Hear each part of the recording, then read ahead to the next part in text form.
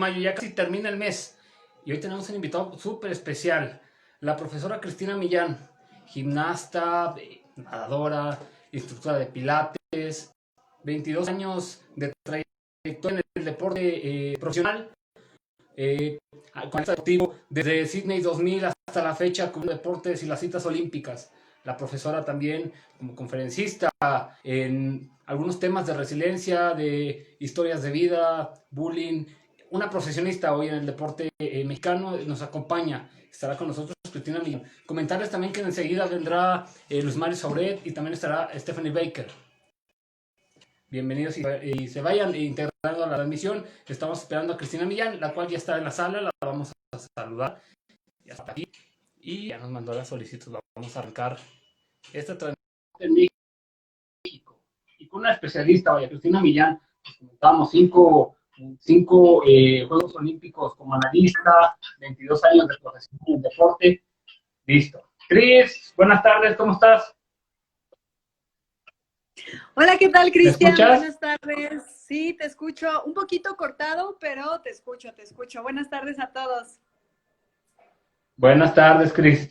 Comentamos con la gente, esta parte de la pandemia nos ha dado una oportunidad pues de traer aquí a Soccer Adictos, no solamente historias de fútbol, sino atletas, luchadores y también profesionistas del deporte mexicano. Ya estuvo por acá Juan Manuel Rotter y queríamos hacer la invitación a Cristina por los 22 años como profesional y pues ahora sí que una voz autorizada en tema de Juegos Olímpicos. Muchas gracias, Cristian. La verdad es que estoy muy agradecida, estoy muy emocionada por este espacio, por este tiempo.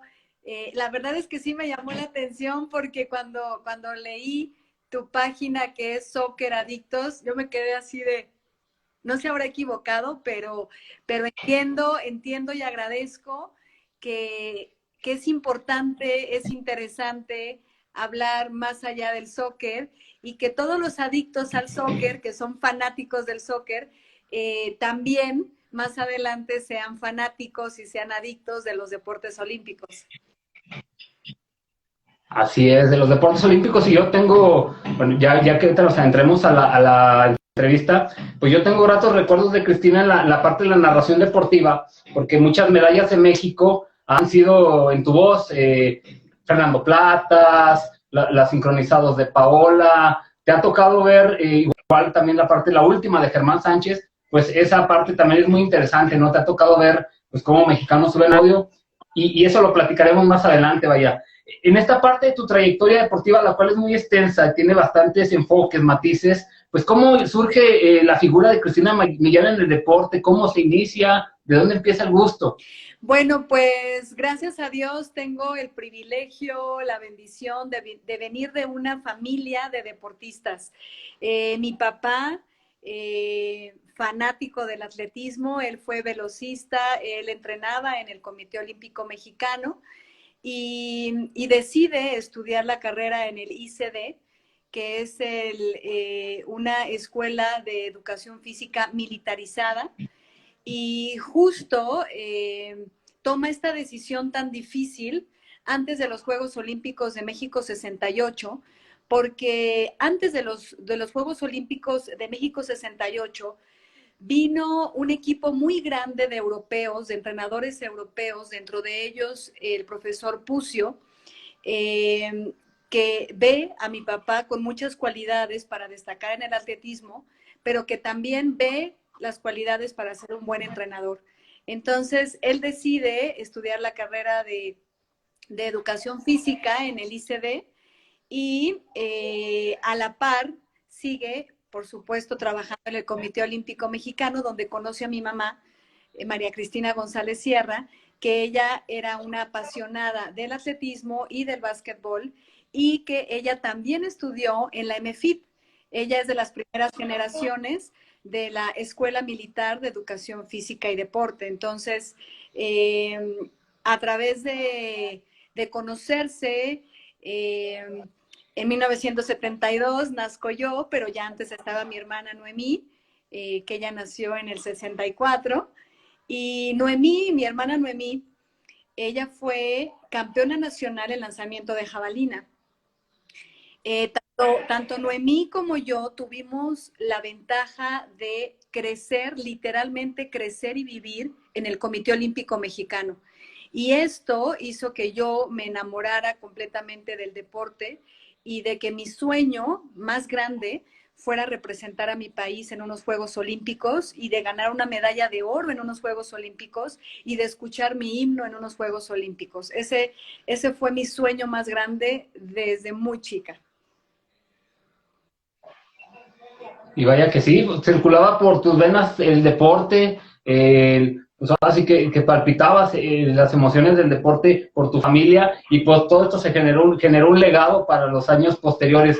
Cuando uno conoce la historia de Cristina Millán, nos llama mucho la atención, gimnasta, nadadora, ahora sí que multifaceta en esta parte de los deportes. ¿Cuál fue el deporte con el que te inicias y qué fue lo que causó ese inicio tan prometedor en el deporte? Bueno, inicio compitiendo a los 5 años en atletismo, precisamente por ser tan apegada en la parte del deporte a mi papá y a mi mamá, porque los dos, aunque mi mamá se especializó en básquetbol y fue seleccionada nacional y después fue asistente del profesor Constancio Córdoba, mi mamá siempre le gustó, siempre le apasionó el atletismo. Entonces, yo empiezo a los 5 años jugando, compitiendo. Recuerdo que eran unos obstáculos de hula espuma que medían, yo creo que a lo mucho 50 centímetros, eran pequeñitos. Y para mí yo creo que eso también lo traigo en la sangre. Soy muy competitiva, siempre fui muy competitiva. Era algo que como ahorita me emociona, es algo que realmente me apasiona hacer, que es el competir. Entonces, desde muy chiquita mi papá me empezó a inculcar lo que era competir en las pruebas de velocidad, en las pruebas de obstáculos, de longitud, y de ahí fui combinándolo con la gimnasia y el ballet. Vaya que esa parte es muy admirable. Yo veía las fotos que nos compartías para la preparación de la entrevista y vaya, pues dicen que el tiempo se pasa muy rápido, ¿no? Pero en Cristina Millán parecía que los años no pasan por la misma cuestión del ejercicio. Quiero suponer que esa es la base y junto con la alimentación y esa cuestión de que te mantienes muy bien en forma. Sí, gracias a Dios. Bueno, pues yo creo que como deportistas de alto rendimiento y exdeportistas de alto rendimiento, nuestro mejor testimonio de que el deporte te cambia la vida para bien es este testimonio que podemos dar. Yo a mis 47 años, gracias a Dios, competí 20 años en alto rendimiento, ahora llevo 20 años dando clases de yoga, de pilates, de flexibilidad, y eso es el secreto, Cristian, que toda la vida, como lo has mencionado, desde que nací hasta 47 años después, el deporte ha sido parte fundamental de mi vida. Cuando yo decido retirarme en el 2000, empiezo una carrera como instructora, que en la verdad nunca me imaginé porque yo estudié administración de empresas. Empiezo también mi carrera como comentarista deportivo y agradezco infinitamente a Dios, a la vida y al universo que me hayan permitido tener una profesión que siga muy ligada a lo que me apasiona hacer, que es la actividad física, que es moverme, que es transmitir salud a las personas y que es comentar. Entonces, cuando yo estudio administración, nunca me imagino que mis dos profesiones iban a ser maestra y comentarista, pero estoy muy contenta y muy agradecida porque por eso estoy en forma, porque día a día yo doy clases y al dar clases eso me obliga a comer bien, a yo también tratar de superarme, de mejorar en cuanto a certificaciones, talleres, cursos y poderlo transmitir a las personas que toman mis clases. Entonces, yo soy un ejemplo, soy un testimonio de que una vida saludable vale la pena y se ve reflejada. Y vaya que sí, y vaya que hay personas que tienen una misión, ¿no? En tu caso, 20 años de una trayectoria de deportista profesional, analista, y transmitir a las siguientes generaciones, el seguir transmitiendo a nuevos jóvenes que se involucren a esta parte del deporte. Iremos a esa parte un poquito más adelante. Cris, 20 años de trayectoria deportiva, como comentamos, han pasado 20 años de tu retiro profesional. Esos 20 años, ¿cómo los recuerdas? ¿Cómo los puedes describir? Pues mira, realmente fue una parte fundamental para mi vida actual, porque como les comentaba al inicio de la entrevista, yo literalmente crezco, me desarrollo y vivo durante mis 27 primeros años en el Comité Olímpico Mexicano. En el Comité Olímpico tuve la gran bendición de que mis papás podían estar trabajando y el Comité Olímpico era mi casa, literal era mi casa. Entonces yo iba al comedor y me preparaban mi mamila, mi papilla y después ahí aprendí a caminar y me iba a la pista y después me iba al gimnasio y realmente considero que toda la gente, desde las personas de mantenimiento, de limpieza, del comedor, del servicio médico, del área administrativa, todas las personas del Comité Olímpico fueron parte de mi familia. Y hay muchos que siguen ahí y que siguen siendo parte de mi familia, porque ellos me vieron crecer, ellos me vieron ganar, ellos me vieron perder, ellos vieron lo que yo viví dentro del deporte, que fueron cosas muy lindas, pero también 3 injusticias enormes porque clasifiqué para 3 Juegos Olímpicos, muy claros para 2 Juegos Olímpicos, clasifiqué para Barcelona y para Atlanta y no me llevaron. Y en una tercera ocasión vuelvo a buscar mi lugar y tampoco por injusticias. Entonces, ellos son parte importante de mi familia y que agradezco infinitamente también a todos los deportistas de los deportes de lucha, de box, de natación, de nado sincronizado, de pentatlón moderno, de todos los deportistas que formaron parte de esa etapa de mi vida.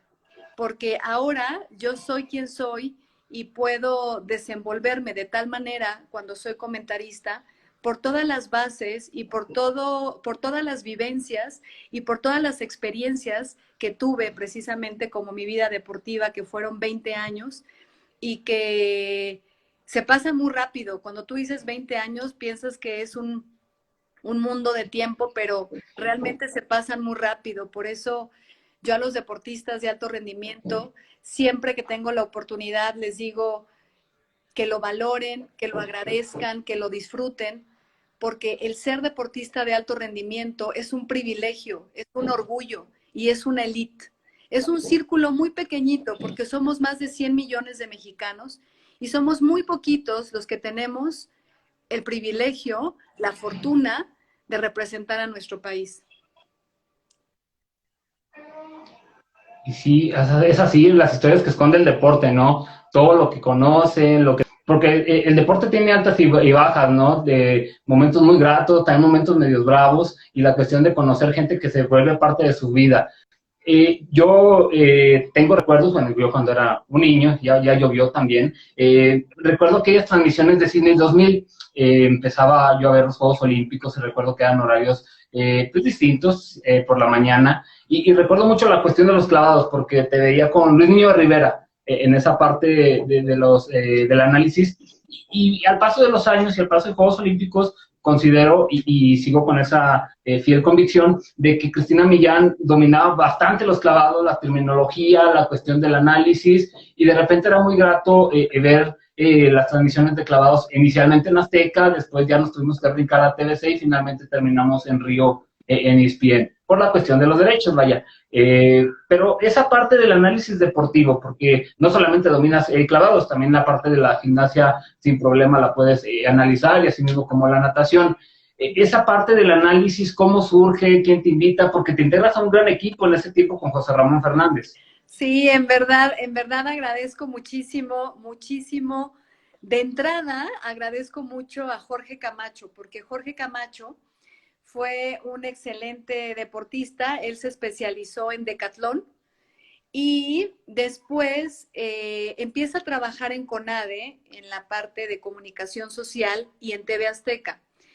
Y cuando yo entro al selectivo en 2000 y quedo en segundo lugar, teniendo que haber quedado en primero para ir a los Juegos, Jorge Camacho piensa en mí porque José Ramón Fernández en ese momento estaba buscando una persona que hubiera estado en Sydney, en Australia, y que fuera clavadista y que estuviera actualizada. Entonces, a mí me cayó como anillo al dedo. Jorge Camacho me pide que le dé mi currículum y se lo da a José Ramón, y a los 2 días José Ramón Fernández me entrevista y yo dije, ¿qué voy a decir? O sea, si yo estudié administración, nunca he comentado, nunca he narrado, ni he estado en un programa de tele, ni de radio, pero me dijo Jorge, Cristi, tú ve a la entrevista y contéstale lo que él te pregunte. Y así fue una entrevista que al principio pensé que iba a durar 5 minutos, porque me preguntaba José Ramón, bueno, ¿estudiaste comunicación? Y le decía, no, yo estudié administración de empresas. Bueno, pero ¿has narrado o has comentado algo? Y le dije, no, no, nunca he comentado. Y yo dije, aquí se acabó la entrevista, ¿no? Y agradezco mucho porque José Ramón Fernández vio algo en mí, vio ese talento, esa habilidad que yo no sabía que tenía para narrar, para comentar. Y tan es así que la entrevista duró media hora y me empezó a preguntar y a preguntar, de tal manera que en esos 30 minutos yo dije, o sea, si él quiere, yo voy a Juegos Olímpicos, porque además faltaba muy poquito tiempo, faltaban 3 semanas para salir a Sydney, y tú sabes que es un proceso largo, el trámite de la acreditación y etcétera, pero yo sabía que si José Ramón Fernández me quería dentro de su equipo, él iba a hacer lo posible, que así fue cuando Jorge Camacho, porque José Ramón Fernández termina la entrevista y me dice, bueno, no te aseguro nada, hay muy poco tiempo, es difícil, es complicado la acreditación. Entonces yo dije, si él quiere, yo voy. Pasó una semana, 2 semanas, y Jorge Camacho me habla y me dice, Cristi, ¿cómo estás? ¿Cómo te ha ido? Y yo, no, súper bien, pero yo esperando que me dijera algo. Y después me dice, le digo, bueno, George, ¿y qué pasó? Y me dice, bueno, sí, ya te voy a decir. Sí vas a Sydney. Y yo, bueno, di un grito, o sea, di un grito en mi casa que todo el mundo así, ¿qué pasó? ¿Qué pasó? Y yo, voy a Sydney. Entonces, pues estaba muy contenta. La verdad fue un momento muy, muy, muy feliz porque había pasado por momentos muy difíciles. Había intentado ir a 3 Juegos Olímpicos, 2 de ellos gané mi lugar y no me llevaron. Y yo sabía que Dios tenía un propósito. Yo sabía que esos momentos tan duros no habían sido en vano. Y yo dije, si Dios me está dando la oportunidad de ir como comentarista, lo voy a hacer lo mejor posible. Y vaya que sí, el destino, ¿no? La misión de la vida, los ciclos anteriores no se dio y llegaste a Juegos Olímpicos como analista y como decían, el pomo de las esencias se abrió y llegaste con Luis Miguel Rivera y a vivir momentos inolvidables porque hace unas semanas también aquí estaba Fernando Platas y recordábamos, se van a cumplir 20 años, vaya, decimos, los años se han ido muy rápido y se ve como si fuese ayer ese momento y es algo inolvidable, tanto para Fernando como se lanzó de aquella tarde del trampolín de 3 metros, como para los mexicanos, pocos mexicanos que estaban ese día observándolo. Y Cristina Millán, pues en una posición privilegiada, le tocó ser parte de ese gran momento en la historia del deporte mexicano. Sí, la verdad, Cristian, que nunca lo había visto así, nunca, nunca había visto que he sido muy, muy afortunada, que he sido muy privilegiada, porque en los 5 Juegos Olímpicos que llevo narrando, he tenido la bendición y el privilegio de narrar medallas olímpicas. En verdad no lo había visto así y qué bueno que lo resaltas, porque la primera que yo narré fue la de Fernando Platas en esa tarde en Sydney, donde él realmente estaba buscando la medalla de oro como Shawnee también, y que para mí y para muchos, y no por ser mexicana, Fernando Platas ganó la medalla de oro. En el último clavado, Shawnee tira 3.5 vueltas hacia adentro en C y cae en esta posición.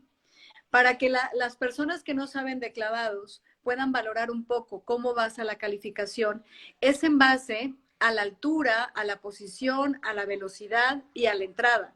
Si entras en vertical, pues es de 8 hacia arriba. Shawnee cayó así, con la espalda literal en la alberca y a 90 grados su cuerpo. Entonces, era un clavado que no valía más de 4.5 y 5. Por tanto, el clavado que había tirado Fernando Platas, que era de 8 y 8.5, le daba el primer lugar. Pero pasa que los clavados es un deporte de apreciación y a Shawnee en los Juegos Olímpicos de Seúl 88, al momento de que Greg Louganis tira su clavado en la plataforma de 10 metros, sabemos que Greg Louganis en Los Ángeles 84 había ganado 2 medallas de oro en trampolín de 3 metros y en plataforma de 10 metros. Eso muy pocos clavadistas lo pueden hacer porque la mayoría se especializa tanto en plataforma o en trampolín. Entonces, cuando pasa el accidente de Greg Louganis y se pega en la cabeza en 2.5 vueltas hacia atrás en B y resurge y gana la medalla de oro en 3 metros, fue algo de verdad admirable, fue algo loable y que todos valoramos y aplaudimos muchísimo. Pero cuando llega la competencia de 10 metros, Shawnee era superior. Pero, ¿qué dijeron los jueces? Eso es, ¿sabes? Es mi historia y es lo que yo deduzco. Y eso es lo que yo creo que sucedió. Dijeron, oye, nunca ningún otro clavadista ha ganado 4 medallas de oro consecutivas en 2 Juegos Olímpicos consecutivos. Entonces, Greg Louganis obviamente hizo una excelente competencia en la plataforma de 10 metros, pero para mi punto de vista, Shawnee fue mejor. De todas maneras, las calificaciones que le otorgaron a Greg Louganis fueron superiores, por lo tanto, gana la medalla de oro, gana 4 medallas de oro consecutivas, y a Shawnee se la debían. Y entonces, años después, le dan la medalla que yo considero que era de Fernando Platas. En ese momento Shawnee era en 10 metros, pero ahora era en 3. Y dijeron, bueno, ok, no te la dimos en Seúl, pero te la damos en Sydney 12 años después. Las historias de la piscina, ¿no? Esa historia no la conocíamos a detalle.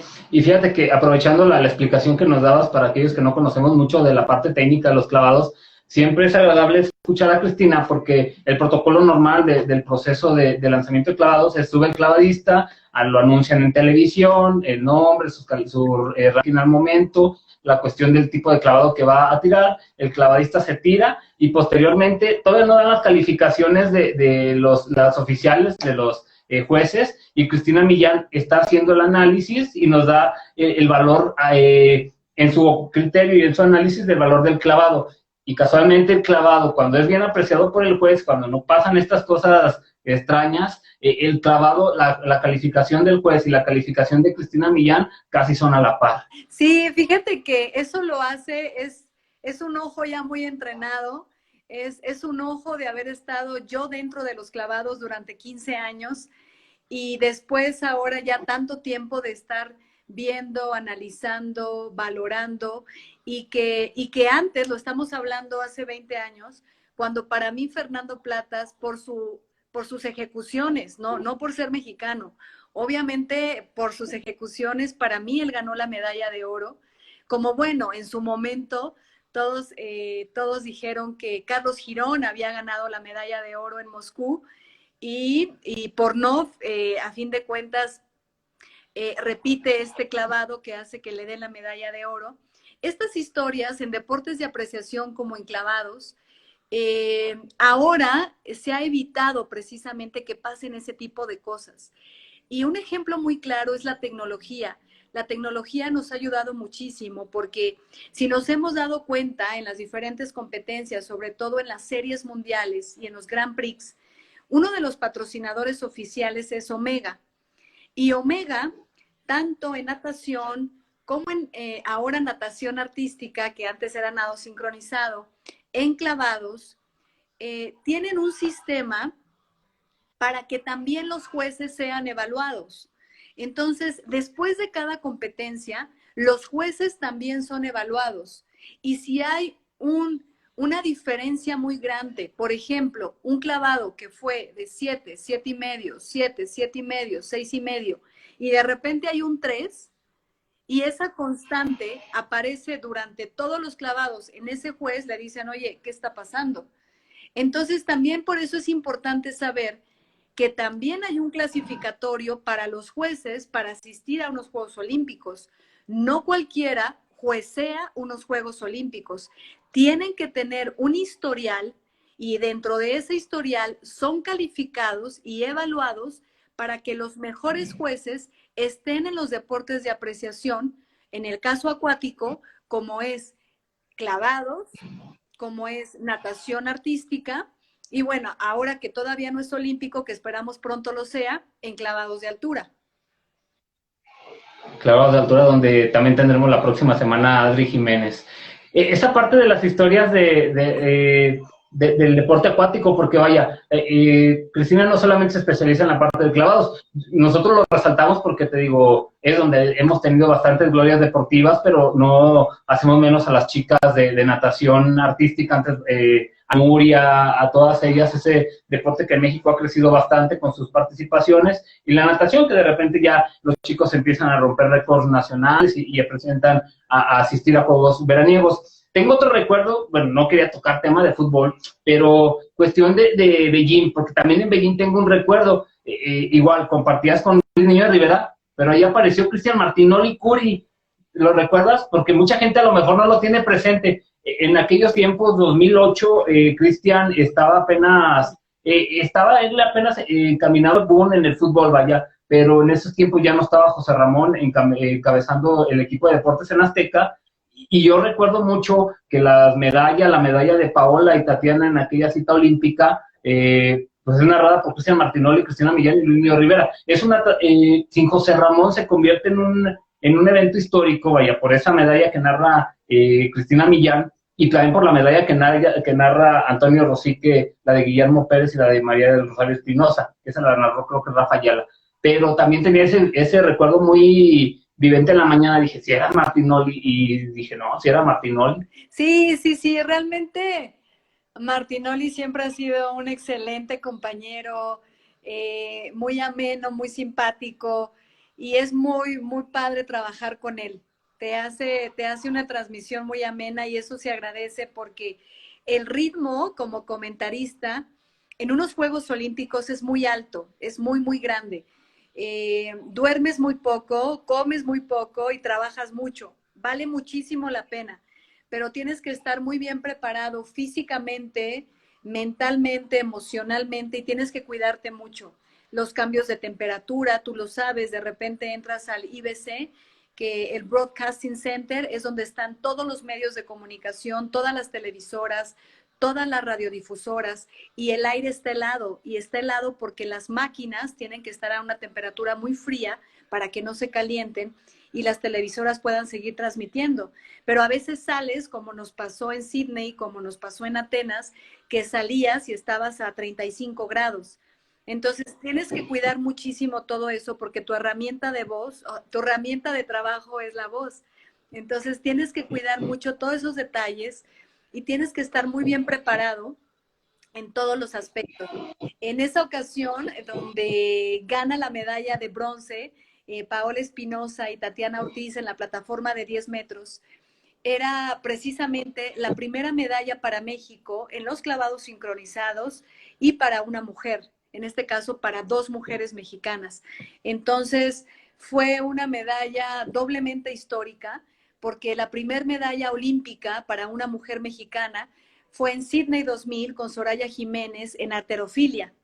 Entonces, para México era muy importante que en esta nueva competencia que surgió precisamente en Sydney 2000, México, 8 años después, tuviera la posibilidad de tener una medalla en clavados sincronizados, pero además las primeras medallas para unas clavadistas mexicanas. Así es que Paola Espinosa y Tatiana Ortiz fueron las que abrieron esa puerta enorme para las mujeres mexicanas, no solo en clavados, sino a nivel deportivo.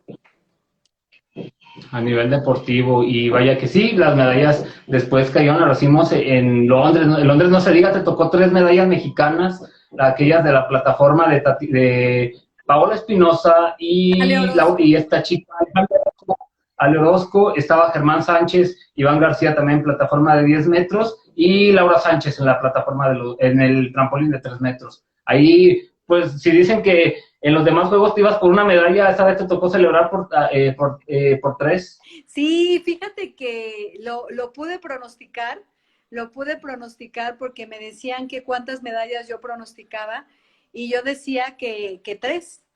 Que entre 3 y 4 y todos, no, ¿cómo crees? Estamos en los Juegos Olímpicos y yo, sí, sí, pero yo te estoy diciendo el por qué. Y uno como comentarista tiene que tener muy en claro que cuando haces un comentario tiene poder, o sea, no es cualquier cosa. Pero yo basaba mis pronósticos en los resultados que habían tenido estos clavadistas a lo largo del 2012, que eran competencias importantes, habían tenido un año estupendo, formidable. Para México fue un año dorado en los Juegos Panamericanos de Guadalajara 2011. México arrasó en los clavados y prácticamente esas 5,000 personas que se dieron cita en ese centro acuático de Scotiabank vibraron con todos los mexicanos porque realmente México dominó en los clavados, siendo que Estados Unidos es una potencia, que Canadá es una potencia. Y con ese antecedente y arrastrando toda esa motivación, entonces llegaron con el pie derecho a los Juegos Olímpicos de Londres y así fueron los resultados. Germán Sánchez e Iván García hicieron un estupendo trabajo en la plataforma de 10 metros en clavados sincronizados, siendo los primeros clavadistas en el mundo en tirar un clavado con tan alto grado de dificultad. 4,5 vueltas adentro en posición C y el valor 4.1. Nadie lo había tirado. Y me acuerdo que en esa ocasión yo hablé con Iván Bautista y le dije, Iván, o sea, yo te doy mi comentario, te lo quiero expresar y quiero que tú me expliques qué pasa. Le decía, Iván, para mi punto de vista, están arriesgando mucho. Ellos pueden ganar una medalla, pero al estar haciendo este clavado con tan alto grado de dificultad, y si lo fallan, la pueden perder. Y me dijo, Cristi, tanto Iván como Germán decidieron que van por todo y van por la de oro. Aunque los chinos son favoritos y aunque también están los norteamericanos y los australianos y los rusos, ellos van por todo y lo van a hacer y van a hacer 4,5 vueltas al frente y 4,5 vueltas adentro. Entonces, ellos se jugaron, apostaron el todo por el todo y le resultó. Y le resultó y realmente fue de verdad una competencia muy cerrada, muy competida, con muy alto grado de dificultad. Y tanto Iván como Germán, como Iván Bautista, su entrenador, y todo su equipo de trabajo, que es un equipo enorme de trabajo que se conforma por el doctor, el nutriólogo, el fisioterapeuta, el psicólogo, etcétera, realmente les funcionó y ahí está el resultado en la medalla. Y vaya que sí, me dejas tarea porque mañana va a estar Iván Bautista con nosotros y le voy a indagar pues esa cuestión de la dificultad de los clavados. Mañana Iván estará acá con nosotros. Quiero cerrar el tema de clavados porque quiero otro punto muy importante en la carrera de Cristina Millán. Esta parte del análisis, vaya. El año 2020 era un año olímpico. La pandemia se nos atravesó, un monstruo desconocido, se llevó todo lo que tenía enfrente, eventos sociales, el deporte pues también no me lo hizo menos. Y también lo detuvo. El año olímpico está detenido. Habrá que esperar a 2021 para ir a Tokio a ver los Juegos Olímpicos. Y una disciplina que siempre responde para México, pues es los clavados. Y esta cuestión, como una voz autorizada, y te ha tocado vivir, así que acompañar todo el proceso de los mexicanos en los últimos 20 años como analista, como deportista profesional. El panorama de los clavados actual, ¿cómo ves a esta nueva generación de clavadistas mexicanos y a los que van a ir a sus juegos, a sus últimos Juegos Olímpicos? Caso Rommel Pacheco, caso Paola Espinosa, un chavo que sale de la nada como Ken Berlín, que llama poderosamente la atención en todo el mundo deportivo, pero la voz de Cristina Millán siempre será un sinodal para saber cuál es el estatus de los clavados en México. Sí, bueno, antes de pasar, antes de irnos hasta Tokio 2020, ahora Tokio 2021, sí quiero recalcar algo que pasó en Londres 2012, que obviamente todo mundo esperaba que la pareja de Paola siguiera siendo Tatiana Ortiz, pero Tatiana toma la decisión de retirarse y Paola Espinosa escoge a Ale Orozco de 15 años de edad, y que muchos la cuestionaron y dijeron, oye, pero es que es muy joven y no tiene la experiencia y son los Juegos Olímpicos. Y Paola dijo, yo creo en ella, yo confío en ella y yo quiero hacer pareja con ella. Entonces, realmente cuando Paola Espinosa toma esa decisión y se vuelve su mentora, se vuelve su amiga, su mentora, su maestra, su compañera, y bueno, tan es así que ahora Ale Orozco tiene la calidad que sigue teniendo 8 años después. Pero Ale Orozco tuvo el privilegio de ser tomada en cuenta por una ya medallista olímpica como Paola Espinosa y que les funcionó perfecto tanto la experiencia como las ganas, ¿no? Porque Paola Espinosa la supo llevar muy bien.